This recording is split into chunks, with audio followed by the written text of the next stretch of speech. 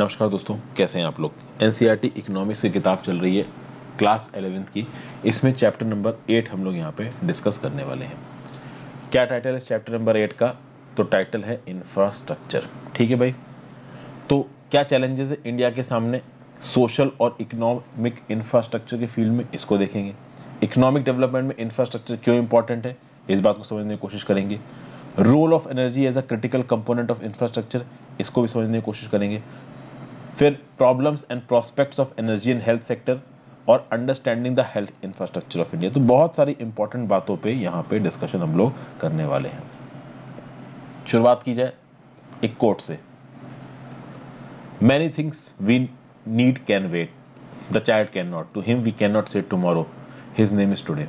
Gabriel Mistral, जो कि एक चिनियन पोर्ट है, चाइल्ड नाम की जो कंट्री वहाँ के हैं, उन्होंने क्या बोला है कि भाई कुछ ऐसी चीज़ें होती हैं जो इंतज़ार नहीं कर सकती हैं, और बच्चा उनमें से वन ऑफ देम है।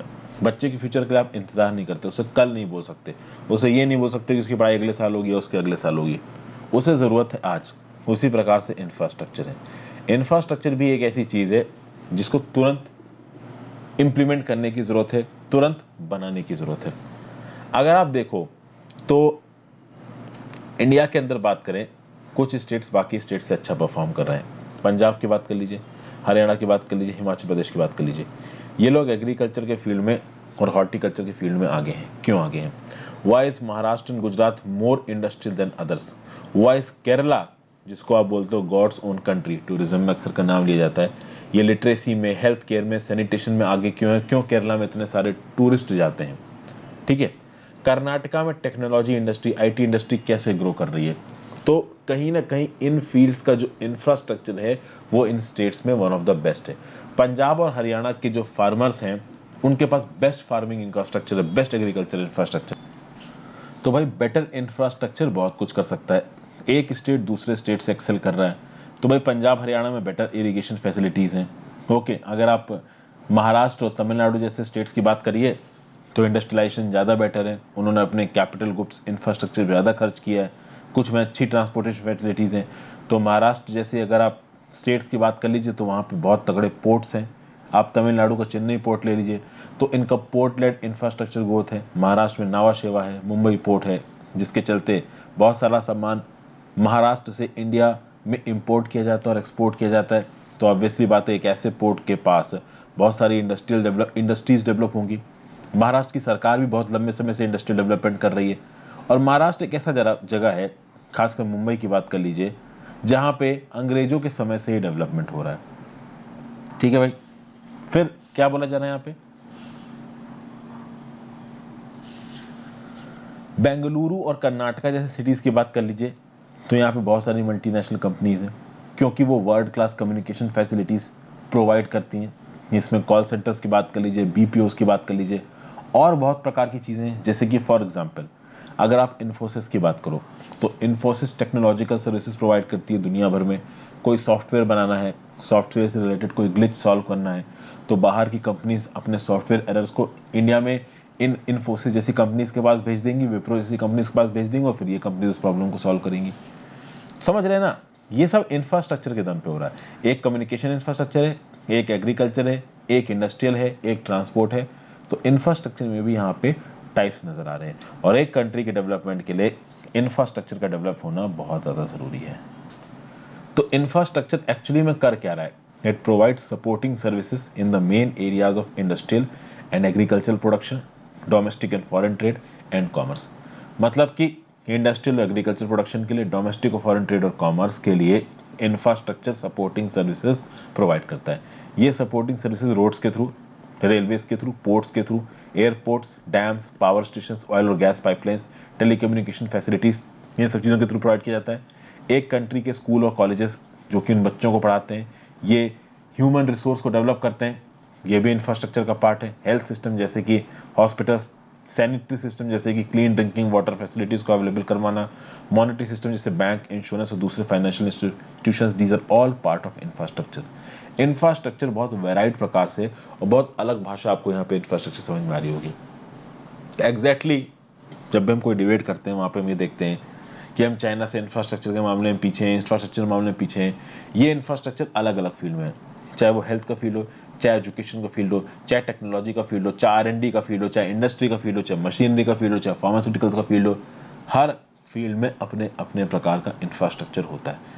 ये इंफ्रास्ट्रक्चर इस बात को डिसाइड करेगा कि हम कितनी जल्दी उस चीज़ को प्रोड्यूस कर सकते हैं और कितनी एफिशिएंसी के साथ उस चीज़ को प्रोड्यूस कर सकते हैं। अगर कोई दूसरी कंट्री हमसे ज़्यादा एफिशिएंसी के साथ किसी एक चीज़ को प्रोड्यूस कर रही है, मतलब हमारा इंफ्रास्ट्रक्चर उस कंट्री के रिस्पेक्ट में आउटडेटेड है या थोड़ा पिछड़ा हुआ है।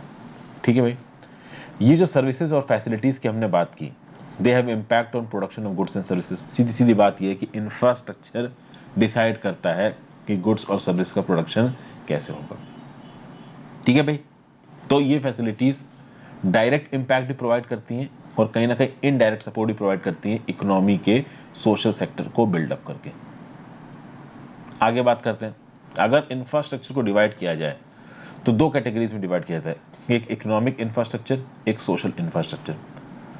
फिर एनर्जी की इंफ्रास्ट्रक्चर की बात कर लेते। देखिए, इकोनॉमिक और सोशल में आप डिवाइड करें तो इकोनॉमिक इंफ्रास्ट्रक्चर में कौन कौन सा आ जाएगा, तो भाई एनर्जी, ट्रांसपोर्ट, कम्युनिकेशन, ये इकोनॉमिक इंफ्रास्ट्रक्चर में आता है। एजुकेशन, हेल्थ और हाउसिंग की बात करोगे तो सोशल इंफ्रास्ट्रक्चर में आता है। इस चीज़ को समझना ज़्यादा मुश्किल नहीं है, इकोनॉमिक सोशल क्लियर कट समझ में आ रहा है, लेकिन ये दोनों एक दूसरे पे बिल्कुल इंटरडिपेंडेंट है, कोई भी एक दूसरे के बिना नहीं चल सकता।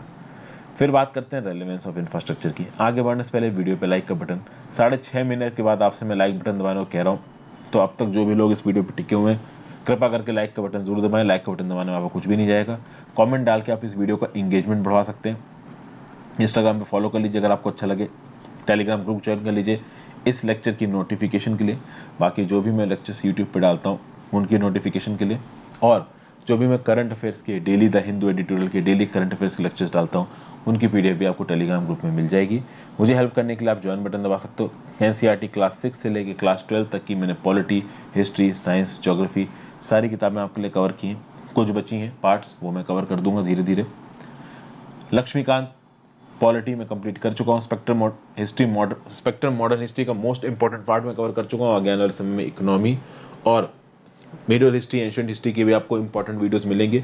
ज्योग्राफी के लिए NCERT क्लास 6 से 12 की वीडियोस देखिए ज्योग्राफी किताब की, बाकी और भी प्लेलिस्ट आपको प्लेलिस्ट सेक्शन में मिल जाएंगी। अब आते हैं इंफ्रास्ट्रक्चर पे। जैसा कि हमने देखा कि इंफ्रास्ट्रक्चर वो सपोर्ट सिस्टम है on which depends the efficient working of modern industrial economy. Modern industrial economy efficient तरीके से काम कर सके, इसके लिए इंफ्रास्ट्रक्चर एक सपोर्ट सिस्टम की तरह काम करता है। तो आज की डेट में अगर मॉडर्न एग्रीकल्चर की बात करिए तो मॉडर्न एग्रीकल्चर भी स्ट्रॉन्ग इंफ्रास्ट्रक्चर पे काम करता है। तो large scale transport of seeds, pesticides, fertilisers, फिर produce using modern railways and shipping facilities. मतलब एग्रीकल्चर में बाई ट्रांसपोर्ट, एग्रीकल्चर में सीड्स को जल्दी आपके पास ट्रांसपोर्ट करके लेके आना, सीड्स को डेवलप करना। तो सीड्स को डेवलप करने के लिए एग्रीकल्चरल रिसर्च एंड डेवलपमेंट का इंफ्रास्ट्रक्चर अच्छा होना चाहिए। सीड्स सही समय पे फार्मर से पहुंच जाए, उसके लिए लॉजिस्टिक फैसिलिटी अच्छी होनी चाहिए। फिर जो एग्रीकल्चर में प्रोड्यूस होगा उस प्रोड्यूस को सही समय पे मार्केट में पहुंचाया जाए, इसलिए रोडवेज, रेलवे, शिपिंग फैसिलिटीज़ ये सब अच्छी होनी चाहिए। रिसेंटली एग्रीकल्चर सेक्टर में इन इंफ्रास्ट्रक्चर के साथ साथ इंश्योरेंस और बैंकिंग फैसिलिटीज़ भी इन्वॉल्व हो गई हैं। तो कोई ड्रॉट आ गया, कोई फेमिन आ गया, पानी ज़्यादा बरस गया, तो ऐसे केसेस में इंश्योरेंस प्रोवाइड किया जाता है फार्मर्स को। ठीक है भाई, तो अगर आपकी फसल ख़राब हो गई है तो आप किसी प्राइवेट कंपनी के पास या सरकार के पास, जो भी स्कीम आपने ऑप्ट की है, जाके अपनी फसल का हर्जाना मान सकते हैं। बैंकिंग फैसिलिटीज़ क्यों? क्योंकि भाई क्रॉप को सो करने से पहले पैसा चाहिए होता है। ठीक है, सीड्स खरीदने के लिए, पेस्टिसाइड्स खरीदने के लिए, फर्टिलाइजर्स खरीदने के लिए, तो वो पैसा बैंकों से लिया जा सकता है, बाद में चुकाया जा सकता है। तो कुल मिला के आप देख सकते हो कि एग्रीकल्चर की डिपेंडेंसी बहुत अलग अलग प्रकार के इंफ्रास्ट्रक्चर पे हो गई है। फिर देखिए क्या बोला जा रहा है, इंफ्रास्ट्रक्चर है वो क्या करता है, it contributes to development of a country both by increasing the productivity of the factors of production and improving the quality of life. कहना मतलब ये इंफ्रास्ट्रक्चर अच्छा है तो जो फैक्टर्स ऑफ प्रोडक्शन है, फैक्टर्स ऑफ प्रोडक्शन क्या होते हैं भाई, लैंड, लेबर, कैपिटल, टैलेंट, ये सब फैक्टर्स ऑफ प्रोडक्शन है, पहले समझाया है। तो फैक्टर्स ऑफ प्रोडक्शन की भी प्रोडक्टिविटी बढ़ाता है इंफ्रास्ट्रक्चर, और लोगों के रहने का जो स्टैंडर्ड है ये भी बढ़ाता है इंफ्रास्ट्रक्चर। अगर इनएडिक्वेट इंफ्रास्ट्रक्चर है तो उसके बहुत से खराब इफेक्ट हो सकते हैं। एक खराब इफेक्ट आपकी हेल्थ पे हो सकता है, जैसे फॉर एग्जांपल अगर आप बात करो वाटर सप्लाई अच्छी आए, पानी साफ आए, आपको साफ हवा ब्रीथ करने को मिले, तो इसका मतलब क्या है, मॉर्बिडिटी कम होगी। आप कम बीमार पड़ेंगे, आपको कम बीमारियां लगेंगी, जो बीमारी आपको लगेगी उसकी सीवियरिटी कम होगी। ऑब्वियस सी बात है तब होगा जब आप एक साफ जगह पर रहेंगे, अच्छी जगह, अच्छी हवा ब्रीथ करेंगे, अच्छा पानी पिएंगे, रोज ठीक से सैनिटेशन का ध्यान रखेंगे, नहाएंगे, कोरोना के समय हाथ साफ करेंगे, तो ये सब चीजें हैं यहाँ पे। तो भाई there is an obvious linkage between water, sanitation and health. फिर भाई कहीं ना कहीं the quality of transport and communication infrastructure can also affect access to health care. जितना अच्छा आपका कम्युनिकेशन इंफ्रास्ट्रक्चर होगा, जितना अच्छा आपका ट्रांसपोर्ट इंफ्रास्ट्रक्चर होगा, उतनी अच्छी आपकी हेल्थ केयर होगी। ये कैसे होगा? तो भाई एक गांव में कोई बीमार पड़ गया, या एक गांव में मान लीजिए किसी का सर्जिकल ऑपरेशन हो रहा है, बट उस गांव में मान लो मेन डॉक्टर नहीं पहुंच पाया, तो अगर कम्युनिकेशन इंफ्रास्ट्रक्चर अच्छा है, वीडियो कॉलिंग की फैसिलिटी अवेलेबल है, तो शहर का कोई एक डॉक्टर या फिर दुनिया में कोई भी बैठा हुआ डॉक्टर गांव वाले डॉक्टर की मदद कर सकता है, ठीक है, बताने में कि आप किस प्रकार से इस आदमी का इलाज कर सकते हो।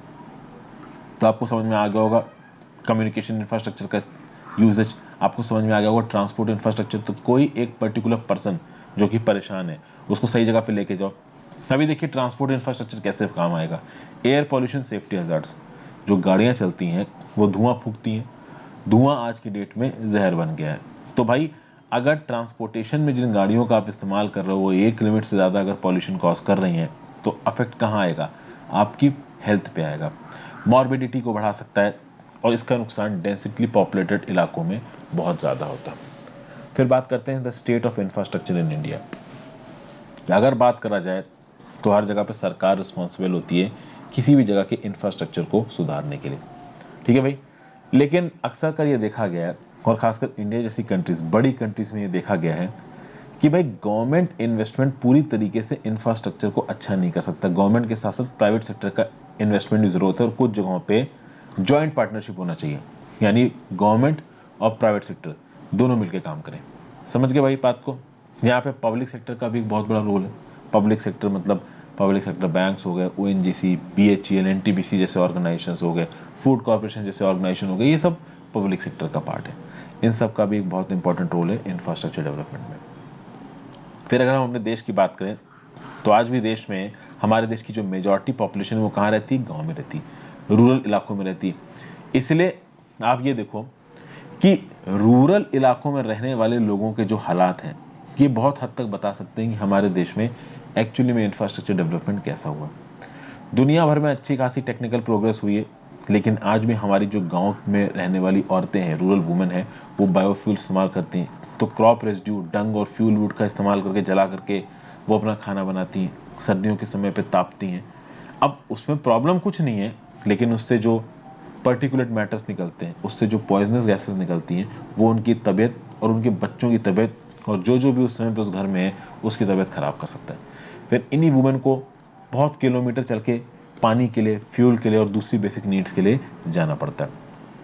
अभी ये पिक्चर देखिए, इस पिक्चर में एक झोपड़पट्टी नजर आ रही, पक्का घर नजर नहीं आ रहे, लेकिन यहाँ पे भी एक लेविशनेस है। इन लोगों के लिए यही लेविशनेस है कि दरवाजे से निकले और हैंडपंप से पानी भर लिया।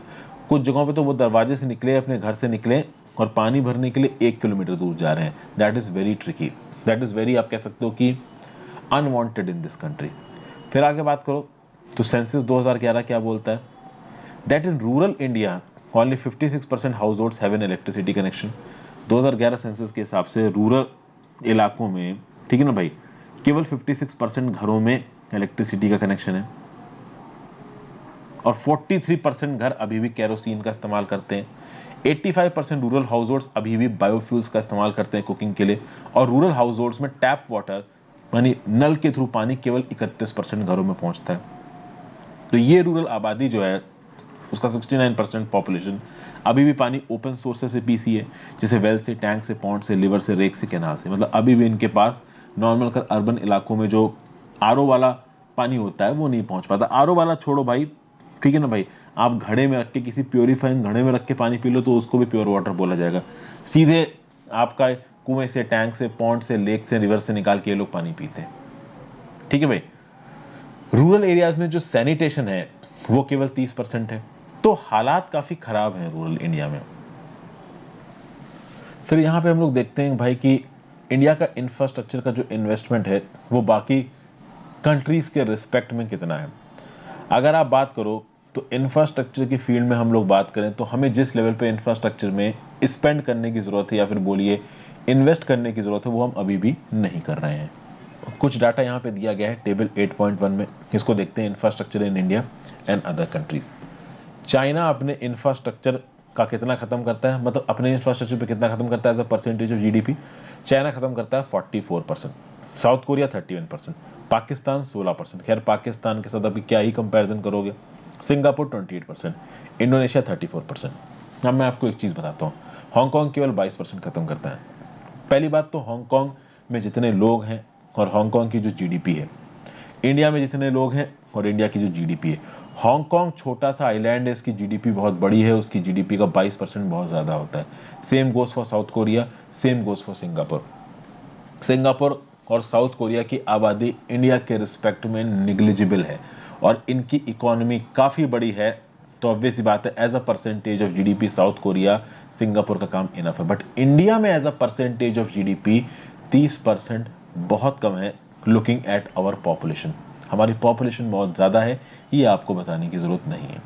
फिर देखा जाए मोबाइल सब्सक्राइबर्स पर 100 पीपल, इंडिया में हर 100 लोगों के पास 80, मतलब 100 में से 87 लोगों के पास मोबाइल फ़ोन है।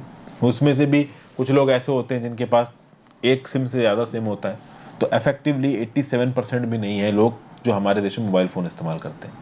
हालांकि चाइना में पर 100 पीपल 115 मोबाइल फ़ोन सब्सक्राइबर्स हैं, हांगकांग में 259, साउथ कोरिया में 130।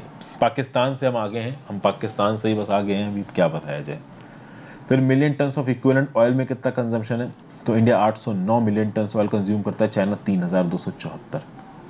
परसेंटेज ऑफ पीपल जो कि safely manage drinking water afford कर सकते हैं या सैनिटेशन सर्विसेज अफोर्ड कर सकते हैं, तो ड्रिंकिंग वाटर सोर्सेस जिसके पास आप कह सकते हो कि सेफली मैनेज्ड है 94% है इंडिया में, सैनिटेशन सर्विस केवल 40% है।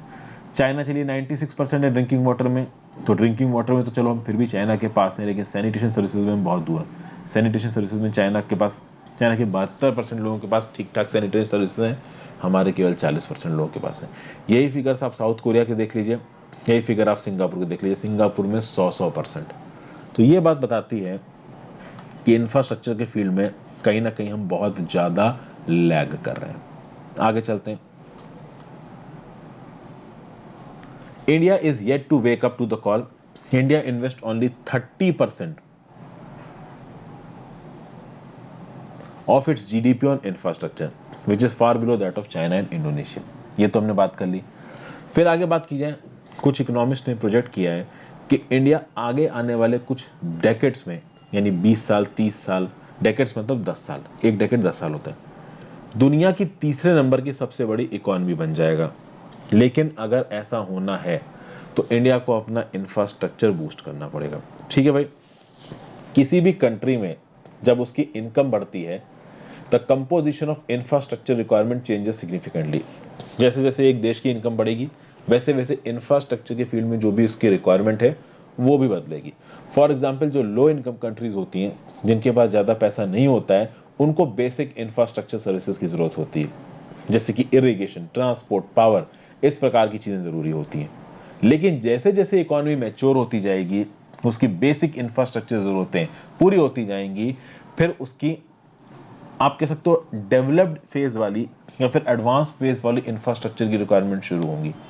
जैसे कि फॉर एग्जांपल, जैसे जैसे इंडिया की आप कह सकते हो जीडीपी बढ़ेगी, वैसे वैसे एग्रीकल्चर का जो रोल है इंडिया की जीडीपी में, इकोनॉमी में, वो कम होगा और सर्विस रिलेटेड इंफ्रास्ट्रक्चर की जरूरत ज़्यादा पड़ेगी। इंडिया में आप देख सकते हैं, इंडिया में GDP as a percentage of, मतलब agriculture as a percentage of GDP 15% के लगभग आ चुका है। सर्विस सेक्टर और इंडस्ट्री सेक्टर डोमिनेट कर रहा है। सर्विस सेक्टर तो बहुत तेज़ी से ग्रो कर रहा है, और ये किस चीज़ का साक्ष्य है, ये इस चीज़ का प्रूफ है कि इंडिया का इंफ्रास्ट्रक्चर ग्रो कर रहा है, इंडिया की इकोनॉमी ग्रो कर रही है। ठीक है भाई, इसीलिए आप देखिए कि जो हाई इनकम कंट्रीज होती हैं, वहाँ पे पावर इंफ्रास्ट्रक्चर और टेलीकम्युनिकेशन इंफ्रास्ट्रक्चर बहुत ज़्यादा है। तो आप देख सकते हो यहाँ पे infrastructure is directly connected to economic development. जितना ज़्यादा इंफ्रास्ट्रक्चर अच्छा होगा, उतना ही इकोनॉमिक डेवलपमेंट भी अच्छा होगा, दोनों हैंड इन हैंड जाते हैं। एग्रीकल्चर की अगर आप बात करो, तो agriculture depends to a considerable extent on the adequate expansion and development of irrigation facilities. जितना ज़्यादा इरिगेशन फैसिलिटीज़ अच्छी होंगी, ठीक है ना, उतना ही आप कह सकते हो कि एग्रीकल्चर भी अच्छा होगा, क्योंकि agriculture is directly dependent on irrigation. हमारे देश में एग्रीकल्चर के फील्ड में फार्मर्स को इतना नुकसान क्यों होता है? क्योंकि समय पे पानी नहीं बरसा तो फसल खराब हो गई, ठीक है ना भाई। इसीलिए अगर पानी नहीं भी बरसता है तो हमारे पास ऑप्टिमम फैसिलिटीज़ अगर रहती हैं इरिगेशन की, तो हम किसी भी शॉक से डील कर सकते हैं। Industrial progress development of power पे डिपेंड करती है, इंडस्ट्रियल जनरेशन पे डिपेंड करती है, ट्रांसपोर्ट और कम्युनिकेशन पे डिपेंड करती है। तो obviously if proper attention is not paid to the development of infrastructure, it is likely to act as a severe constraint on economic development. इस चैप्टर में हम लोग दो प्रकार के इंफ्रास्ट्रक्चर की खासा बात करेंगे। एक इंफ्रास्ट्रक्चर जो एनर्जी से रिलेट करता है, एक जो हेल्थ से रिलेट करता है। दोनों प्रकार के इंफ्रास्ट्रक्चर बहुत इंपॉर्टेंट है। यहाँ पे जो बुलक कार्ट्स दिख रही हैं, ये भी एक प्रकार के इंफ्रास्ट्रक्चर का ही पार्ट है, जो कि ट्रांसपोर्ट इंफ्रास्ट्रक्चर का पार्ट है। रूरल इलाकों में इस्तेमाल होता है, आज की डेट में भी इस्तेमाल होता है। हालांकि आज की डेट में आपकी छोटे मोटे जो मोटराइज्ड व्हीकल्स हैं वो भी पहुंच गए हैं। ऐसा नहीं है कि सब बुलक कार्ट इस्तेमाल करते हैं, बट अभी से 10-20-30 साल पहले चले जाओ तो ये साइट कॉमन होता था। आज भी होता है बट उतना नहीं है। एनर्जी की बात की जाए तो हमें एनर्जी की ज़रूरत क्यों है? एनर्जी के यहाँ पे बहुत से प्रकार हैं। आपके घर में इलेक्ट्रिसिटी है, वो भी एक प्रकार की एनर्जी है, ठीक है। सूरज से जो किरणें आ रही हैं वो भी एक प्रकार की एनर्जी है। जो फ्यूल आपकी गाड़ी को चला रहा है, ठीक है, पुश दे रहा है, वो भी एक प्रकार की एनर्जी है। तो एनर्जी बेसिकली क्या है? It is a critical aspect of the development process of a nation. एक नेशन के डेवलपमेंट में एनर्जी एक क्रिटिकल रोल प्ले करता है। और ऑब्वियस बात है, एनर्जी बहुत इंपॉर्टेंट है इंडस्ट्रीज़ के लिए। लार्ज स्केल में इसको डिप्लॉय किया जाता है एग्रीकल्चर सेक्टर में भी, और बहुत सारे और सेक्टर्स में, जैसे कि production and transportation of fertilisers, pesticides, farm equipment. कुल मिला के बताया जा रहा है कि एग्रीकल्चर में एनर्जी बहुत इंपॉर्टेंट है। हाउसेस में खाना बनाने के लिए, हाउस होल्ड लाइटिंग के लिए, हीटिंग के लिए इंपॉर्टेंट है। हीटिंग के लिए आप इलेक्ट्रिसिटी का इस्तेमाल करते हो, खाना बनाने के लिए आप एलपीजी गैस का इस्तेमाल करते हो। कभी कभी इंडक्शन जो आते हैं, इंडक्शन हीटर्स, उस पर भी आप कुकर रख के दाल में सीटी मार देते हो। तो ये सब एनर्जी के टाइप्स हैं। और कोई भी कमोडिटी और सर्विस आज की डेट में एनर्जी के बिना नहीं चलती। हाँ, कौन से प्रकार की एनर्जी इस्तेमाल हो रही है वो एक अलग बात है। जैसे कि यहाँ पे कुछ इंसान आपको फ्यूल वुड लकड़ी ले जाते दिख जाएंगे, तो लकड़ी भी एक बहुत इंपॉर्टेंट सोर्स है एनर्जी का। एक समय पे गांव के इलाके में और एंशिएंट इंडिया में आप कह सकते हो कि लकड़ी was a most prominent source हर प्रकार का काम करने के लिए। आज की डेट में दूसरे सोर्सेज आ गए। तो जब आप बात करते हो सोर्सेज ऑफ एनर्जी की, तो कॉमर्शियल सोर्सेज ऑफ एनर्जी भी निकल के आते हैं और non commercial sources of energy भी निकल के आते हैं। कॉमर्शियल सोर्सेज ऑफ एनर्जी में कोल, पेट्रोलियम, इलेक्ट्रिसिटी आता है, ठीक है, जिनको खरीदा बेचा जा सकता है। Non commercial sources of energy में फ्यूल वुड, एग्रीकल्चरल वेस्ट और ड्राइड डंक आता है। मैं एग्रीकल्चरल वेस्ट और ड्राइड डंक को तो खरीदा बेचा नहीं जाएगा, फ्यूल वुड को जरूर खरीदा बेचा जाता है, बट फ्यूल वुड को आप उस लेवल पे कॉमर्शियल नहीं बोल सकते। ओके, वो लकड़ी, वो टिम्बर जो कि फर्नीचर के काम इसमें इस्तेमाल होता है, वो एक अलग प्रकार का इनपुट है, उसको आप एनर्जी का सोर्स नहीं कर सकते। तो लकड़ी को जला के आप कह सकते हो मैसिव स्केल पे एनर्जी पैदा करना, वो फैशन अब पुराना हो चुका है। इसलिए यहाँ पे फ्यूल वुड को कॉमर्शियल सोर्स ना बोल के नॉन कॉमर्शियल बोला गया, ठीक है भाई। नॉन कॉमर्शियल क्यों है ये? Fuel wood, agriculture waste, dried dung, क्योंकि नेचर फॉरेस्ट में मिलते हैं, एक और वजह है। कॉमर्शियल सोर्स ऑफ एनर्जी की बात की जाए तो ये एग्जॉस्टेबल है, ख़त्म हो जाती। हालांकि हाइड्रो पावर एग्जॉस्टेबल नहीं है, और आज की डेट में सोलर एनर्जी को भी एक कॉमर्शियल बेसिस पे इस्तेमाल किया जा रहा है, तो सोलर एनर्जी भी एग्जॉस्टेबल नहीं है, विंड भी नहीं है, उसके बारे में अभी बात होगी। नॉन कॉमर्शियल सोर्सेज ऑफ जो एनर्जी वो होते हैं, सोर्सेज होते हैं, वो रेन्यूएबल होते हैं। जैसे कि for example 60% of the households हैं, they depend on traditional sources of energy for meeting their regular cooking and heating needs. ये एक्चुअली में थोड़े साल पहले का डाटा बताया जा रहा है हमारे गांव का। अब तो प्रधानमंत्री उज्ज्वला योजना के बाद गांव में भी हालात काफ़ी ठीक हो गए हैं, लोगों के घर में एलपीजी गैस पहुंच गई खाना वगैरह बनाने के लिए। पहले लोग कंडे और लकड़ियाँ जला के और क्रॉप रेसिड्यू जला के ही खाना बनाया करते थे, अब चीज़ें थोड़ी सी सुधर रही हैं। ओके, फिर बात करते हैं non conventional source of energy. अभी यहाँ पे अगर आप बात करो तो हमने सोर्सेज ऑफ एनर्जी की बात की, और सोर्सेज ऑफ एनर्जी में हमने कॉमर्शियल और non commercial sources of energy की बात की। कॉमर्शियल और नॉन कॉमर्शियल को थोड़ा ब्रॉड तरीके से समझिए। यहाँ पे तो भाई बहुत बेसिक तरीके समझाएगा, जो कि 11th क्लास की इकोनॉमिक्स है।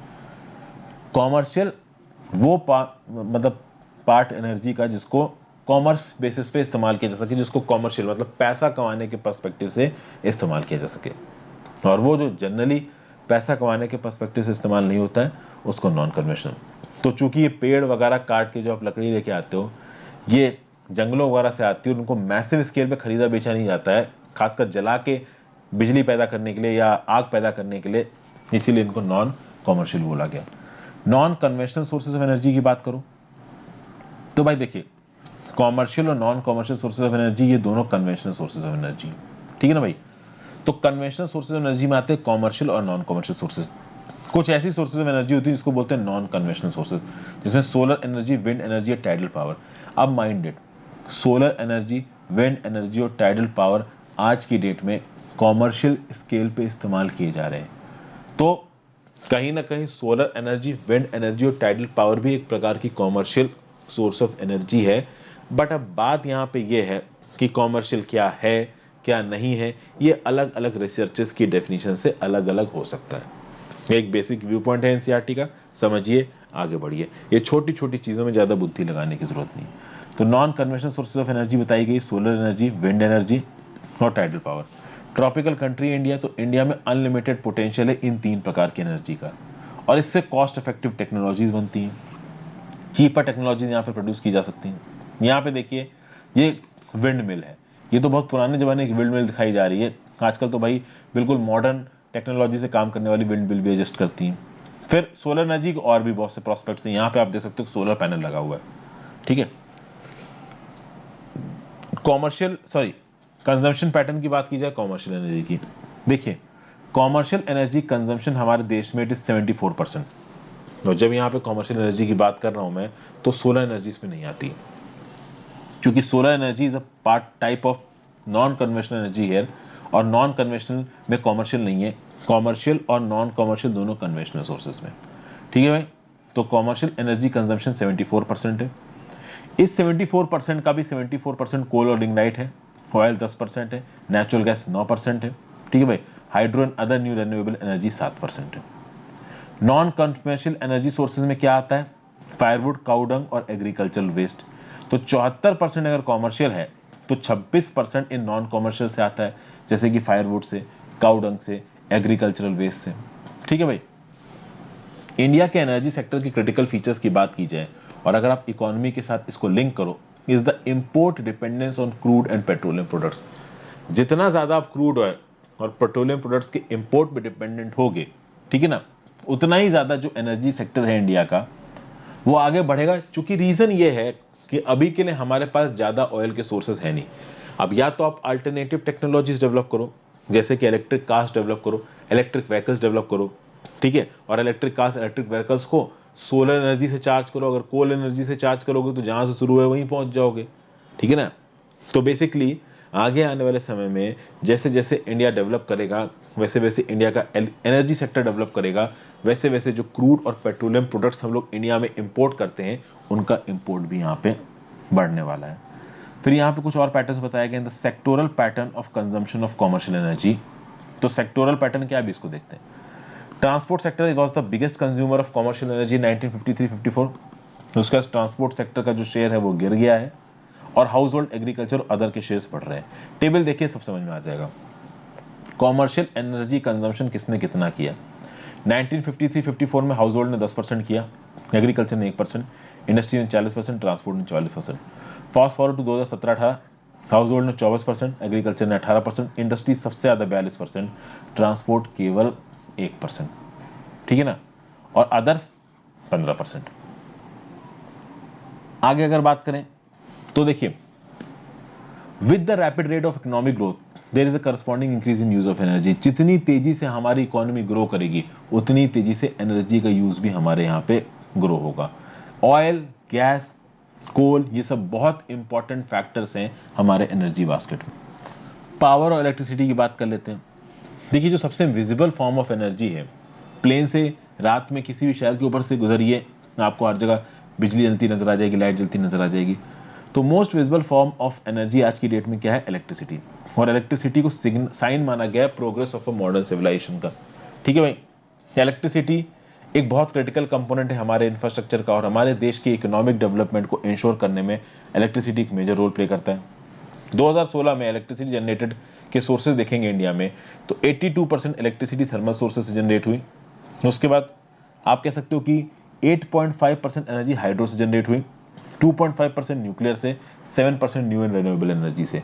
चीज़ें काफ़ी तेज़ी से बदल रही हैं। इस डाटा को नोट्स में मत लिखिए क्योंकि डाटा काफ़ी अपडेट हो गया। फिर भाई जैसे जैसे पावर की डिमांड बढ़ती है वैसे वैसे जीडीपी ग्रोथ रेट बढ़ता है। ऐसा बोला गया है कि अगर आपको अपनी जीडीपी को सालाना 8% की रेट से बढ़ाना है तो आपकी पावर सप्लाई भी सालाना 12% की रेट से बढ़नी चाहिए। इंडिया में अगर 2018 का डाटा देखो तो टोटल जितनी पावर जनरेशन कैपेसिटी है उसका 82%, 82% थर्मल सोर्सेज से आता है। Hydel power 8.5%, nuclear power 2.5%। ये हमने अभी एक फिगर में देखा। इंडिया की एनर्जी पॉलिसी की बात की जाए तो 3 प्रकार के एनर्जी सोर्सेज को बहुत तेजी से डेवलप करने की कोशिश की जा रही है। एक है सोलर पावर, एक है हाइडल पावर, एक है wind power. Solar power, hydel power, wind power की खास बात क्या है कि ये फॉसिल फ्यूल पे रिवाई नहीं करते तो कार्बन एमिशंस यहाँ पे कम होते हैं। ठीक है भाई। Yes, this has not resulted in faster growth of electricity produce from these sources. भले ही ये सोर्सेज बहुत अच्छे हैं लेकिन इन सोर्सेज के कॉमर्शियल स्केल पर डेवलप होने की जो स्पीड है वो कम है। क्यों कम है? क्योंकि कोल से इंस्टेंट आपकी सारी रिक्वायरमेंट पूरी हो सकती है। कोल की पूरी टेक्नोलॉजी डेवलप हो चुकी है, इंफ्रास्ट्रक्चर हमारे पास प्रेजेंट है। अगर आप सोलर, हाइडल और विंड से बनाओगे तो इंफ्रास्ट्रक्चर लगेगा, टेक्नोलॉजी ज़्यादा लगेगी। हालांकि सरकार कोशिश कर रही है लेकिन इस कोशिश में भी समय लगने वाला है। एटॉमिक एनर्जी, इसको आप न्यूक्लियर एनर्जी कहते हैं, ये भी इलेक्ट्रिक पावर का एक इंपॉर्टेंट सोर्स है। इसके इकोनॉमिक एडवांटेजेस हैं। अभी के लिए nuclear energy is only 2.5% of energy consumption. इसको धीरे धीरे बढ़ाने की कोशिश की जा रही है। ओवरऑल देखा जाए तो न्यूक्लियर एनर्जी से 13% ग्लोबल एवरेज इलेक्ट्रिसिटी पैदा की जाती है। ठीक है, इंडिया में केवल 2.5%। इंडिया में बहुत कम है न्यूक्लियर एनर्जी का, आप कह सकते हो, कंट्रीब्यूशन टुवर्ड्स इलेक्ट्रिसिटी प्रोडक्शन। बहुत सारे स्कॉलर्स का ये बोलना है कि हमें न्यूक्लियर एनर्जी के क्वांटम को बढ़ाना चाहिए। बहुत सारे लोगों का बोलना है कि नहीं बढ़ाना चाहिए। फ्यूकुशिमा डिजास्टर याद होगा आपको, जापान का वो शहर तबाह हो गया था। क्यों? क्योंकि भाई कहीं ना कहीं रिएक्टर लीक होने लगा था एक अर्थक्वेक के चलते। हालांकि तबाही अर्थक्वेक की वजह से हुई थी बट वो जो फ्यूकुशिमा में जो रेडिएशन लीकेज हुआ था वो भी काफ़ी प्रॉब्लमेटिक था। तो बहुत सारे लोगों का बोलना है कि इंडिया में जो रेगुलेशन है, जो लॉज हैं, वो प्रॉपर तरीके से इंप्लीमेंट होते नहीं। अगर न्यूक्लियर पावर प्लांट में कोई डिजास्टर हो जाता है तो काफ़ी तबाही मच सकती है। इसलिए कुछ लोग न्यूक्लियर पावर को उतनी स्पीड से डेवलप करने की बात के अगेंस्ट बात करते हैं। पावर सेक्टर में चैलेंजेस की बात की जाए तो देखिए, इलेक्ट्रिसिटी जो कि अलग अलग पावर स्टेशन के द्वारा प्रोड्यूस की जाती है वो पूरी तरीके से अल्टीमेट कंज्यूमर्स नहीं कंज्यूम करते हैं। बहुत सारी पावर स्टेशन की ऑक्सिलरीज खा जाती हैं, बहुत सारी ट्रांसमिशन में खो जाता है। तो जितनी पावर प्रोड्यूस हुई वो पूरी एंड कंज्यूमर तक नहीं पहुंचती, कुछ रास्ते में इस्तेमाल हो जाती है। तो फाइनली हमें हमारे घरों में, ऑफिस में, फैक्ट्रीज में जो बिजली मिलती है वो नेट अवेलेबिलिटी है। बहुत सारी ट्रांसमिशन के दौरान पे बेकार हो जाती है। और ऑब्वियस सी बात है, जो पावर कंपनीज इलेक्ट्रिसिटी को पैदा कर रही हैं वो खुद भी तो कुछ ना कुछ इस्तेमाल करेंगी। तो जितनी पैदा होगी वो कंज्यूमर तक नहीं पहुंचेगी। ऑब्वियस सी बात है, जितना खाना हम खाते हैं वो पूरा एनर्जी में यूज़ नहीं होता है, कुछ हमारे बॉडी के ऑक्सिलरी चीज़ों में, कुछ और चीज़ों में ख़त्म हो जाता है। इंडिया के पावर सेक्टर के सामने क्या क्या चैलेंजेस हैं देखिए। इंडिया का जो इंस्टॉल्ड कैपेसिटी है इलेक्ट्रिसिटी को जनरेट करने का, this is not sufficient to feed the economic growth. हमारी इकोनॉमिक ग्रोथ बहुत तेजी से बढ़ रही है बट उतनी तेजी से हमारी जो पावर कैपेसिटी है वो नहीं बढ़ रही। हालांकि कुछ एक्सपर्ट्स का ये भी बोलना है कि हमारी पावर कैपेसिटी सफिशिएंट है। बट चलिए, ओवरऑल हम ये बोल सकते हैं कि रूरल एरियाज को इंक्लूड कर लो और जो इंडिया का पोटेंशियल इकोनॉमिक ग्रोथ का उसको इंक्लूड कर लो तो हम लोग उस लेवल पे इलेक्ट्रिसिटी की जनरेशन कैपेसिटी को, इंस्टॉल कैपेसिटी को नहीं बढ़ा पाए। तो अगर हमें अपनी इलेक्ट्रिसिटी की ग्रोइंग डिमांड को मीट करना है तो इंडिया की कॉमर्शियल एनर्जी सप्लाई को at the rate of 7% per year बढ़ाना पड़ेगा। ठीक है भाई। लेकिन अभी के लिए इंडिया केवल 20,000 मेगावाट एक साल में एक्स्ट्रा कर पा रहा है। हालांकि पिछले कुछ साल का डाटा उठा के देखोगे तो ज़्यादा मेगावाट्स इंस्टॉल हो रहे हैं, सोलर, विंड, कोल सब मिला तो आप। प्लस हमारी जो इंस्टॉल कैपेसिटी है वो पूरी तरीके से यूटिलाइज नहीं होती। बहुत सारे पावर प्लांट्स पुराने हो गए, बहुत सारे आउट ऑफ यूज़ रहते हैं। तो कभी भी अगर आप देखो, जैसे कि BTPS Badarpur thermal power station 705 megawatt का प्लांट है बदरपुर में, क्या पूरा 705 मेगावाट पैदा करता है? नहीं। फिर अगर आप बात करो, हमारे देश में जो स्टेट इलेक्ट्रिसिटी बोर्ड काम करते हैं, जो इलेक्ट्रिसिटी डिस्ट्रीब्यूट करते हैं, उनको लॉसेस हो रहे हैं, 20,000 करोड़ के लॉसेस हैं। क्यों हो रहे हैं? Transmission and distribution losses, electricity जहाँ से पैदा हुई और जहाँ पे बेची गई उसको ट्रांसपोर्ट करने में जो लॉस है वो जोड़ लीजिए। फिर इलेक्ट्रिसिटी की गलत प्राइसिंग, तो जो सरकारें होती हैं, स्टेट गवर्नमेंट, वो लोगों से वोट मांगने के चलते उनसे बिजली का बिल कम लेती हैं, लेती ही नहीं है, कोई कटियाँ मार रहा है, ठीक है, तो उसके ऊपर किसी भी प्रकार का इल्ज़ाम नहीं लगाया जाता। हालांकि आज की डेट में इलेक्ट्रॉनिक मीटर्स लग रहे हैं, बट फिर भी कहीं ना कहीं सिस्टम में फ्लॉ है। तो इस प्रकार की एफिशिएंसीज एग्जिस्ट करती हैं जिसके चलते नुकसान होता है सरकार को। फिर स्कॉलर्स का ये भी बोलना है कि जो फ्री की इलेक्ट्रिसिटी बांटी जाती है ना फार्मर्स को, ये भी एक रीज़न है नुकसान होने का। तो अलग अलग प्रकार के यहाँ पे रीजंस बताए जा रहे हैं। ओके, इलेक्ट्रिसिटी, फिर इलेक्ट्रिसिटी स्टोर की जाती है, जैसा कि मैंने बताया कटियाँ मारना, ठीक है भाई।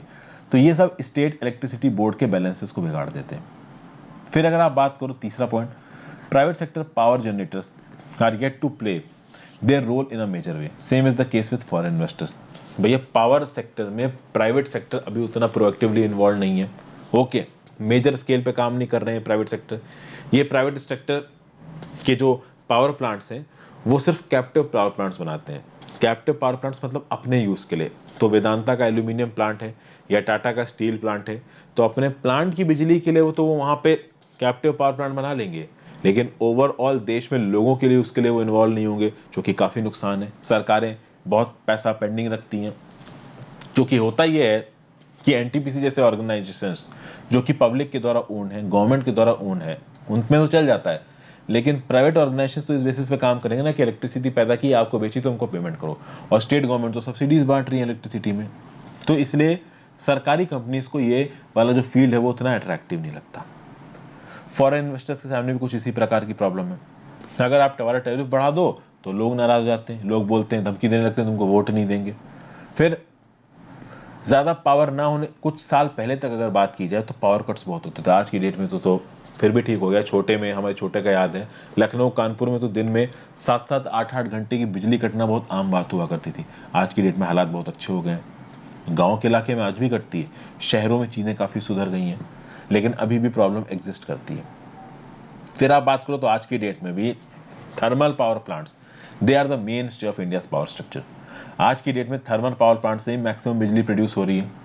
वहाँ पे भी रॉ मटेरियल और कोल सप्लाईज कम पड़ रहा है। अगर आप बात करो कॉन्टीन्यूस इकोनॉमिक डेवलपमेंट की, और हमारे देश में पॉपुलेशन ग्रोथ भी बहुत तेज़ी से हो रहा है, तो इन फैक्टर्स को अगर आप नोटिस करते हो तो भैया जो डिमांड है एनर्जी की वो बहुत तेज़ी से बढ़ रही है। और जितनी तेज़ी से इंडिया एनर्जी पैदा कर रहा है उससे ज़्यादा तेज़ी से डिमांड बढ़ रही है। इसलिए ज़रूरी है कि ज़्यादा पब्लिक इन्वेस्टमेंट किया जाए, ज़्यादा रिसर्च और डेवलपमेंट एफर्ट्स लाए जाए, एक्सप्लोरेशन किया जाए, टेक्नोलॉजिकल इनोवेशन किया जाए, रेन्यूएबल एनर्जी रिसोर्सेज से ज़्यादा इलेक्ट्रिसिटी सप्लाई की जाए। उसके बाद instead of investing in the power sector by adding to the installed capacity, the government has gone for privatization of the private sector, and particularly distribution, and allowed for much higher prices of electricity that have impacted certain sectors very badly. तो भाई power sector में invest करने की जरूरत थी। सरकार ने बोला कि इन्वेस्ट करने की बजाय, चूंकि इन्वेस्ट करने में सरकार खर्चा होगा, सरकार ने प्राइवेटाइजेशन किया।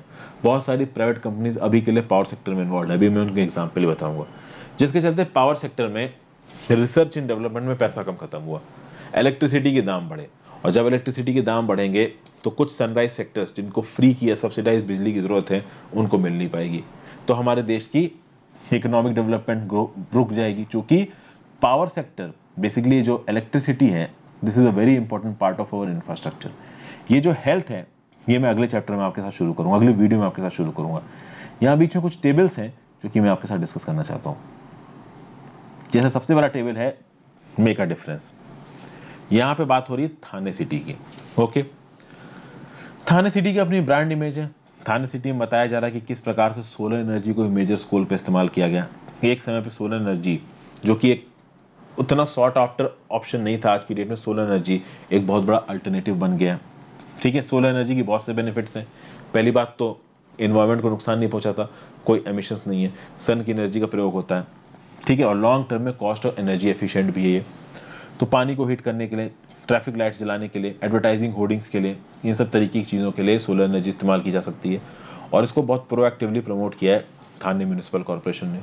सोलर वाटर हीटिंग सिस्टम्स लगाए गए हैं, तो इस प्रकार की चीज़ें हैं।